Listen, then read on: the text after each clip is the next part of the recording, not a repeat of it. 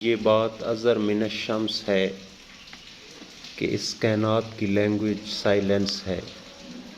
فطرت کے پینوراما میں ہمیں صرف ایک ہی زبان سنائی دیتی ہے اور وہ خاموشی ہے، لیکن یہ انسان کی بدقسمتی ہے کہ یہ بہت زیادہ ٹاکیٹیو ہے، بہت زیادہ بولتا ہے، اور اس کائنات میں جتنے بھی فسادات نظر آتے ہیں ان کے پیچھے انسان کا بولنا ہے۔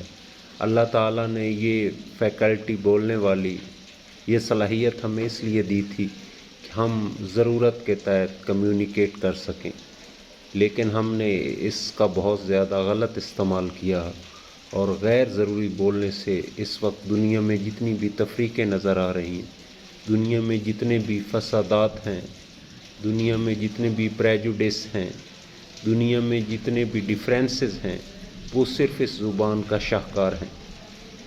ہم اکثر عموماً 90% مسائل زبان سے پیدا ہوتے ہیں۔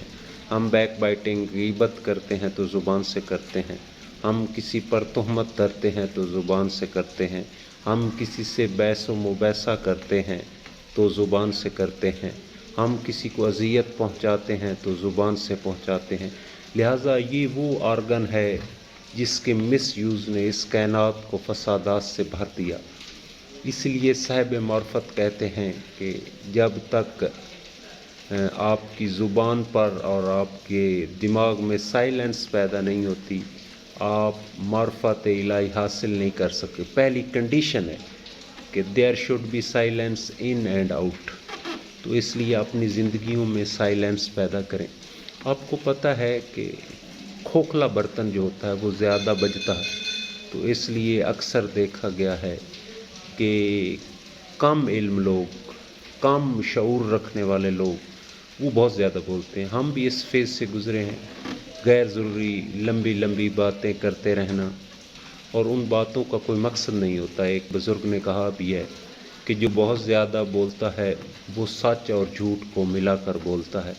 اس لیے بہت زیادہ علم چاہیے، بہت زیادہ شعور چاہیے اگر کچھ بولنا بھی پڑے، لیکن ہم بغیر سوچے، بغیر سمجھے، بغیر حقائق تک رسائی حاصل کیے ہر وقت بولتے رہتے ہیں۔ لہٰذا پہلی کوشش کیجئے کہ اپنی زندگی میں خاموشی اختیار کیجئے اور اپنی زبان کا صرف ضرورت کے تحت استعمال شروع کر دیجئے۔ یقیناً اس سے آپ بھی خوش رہیں گے، اس سے آپ کے ارد گرد کے لوگ بھی خوش رہیں گے۔ لیکن آپ کو پتہ ہے جیسا کہ جس معاشرے سے ہم بلانگ کرتے ہیں، یہاں بولنا بھی ایڈکشن ہے، یہاں بولنا نشہ ہے، یہاں بولنا ہیبٹ ہے، اور یہاں بولنے والوں کی پذیرائی ہوتی ہے۔ بولنے والے ہمارے لیڈر ہیں، بولنے والے ہمارے رہبر ہوتے ہیں۔ تو جس معاشرے میں بولنا کوالٹی ہو، اس میں خاموش ہونا یہ کائنات کا مشکل ترین امر ہے۔ لہٰذا اپنی زندگی میں خاموشی کو لانے کے لیے ہر ممکن کوشش کریں، تدبیر کریں، ہر عنوان سے کوشش کریں کہ میں صرف ضرورت کے تحت بولوں۔ اسی لیے کہتے ہیں کہ اگر بولنا چاندی بھی ہو تو خاموش رہنا سونا ہے۔ لہٰذا اپنی زندگی میں سائلنس پیدا کریں۔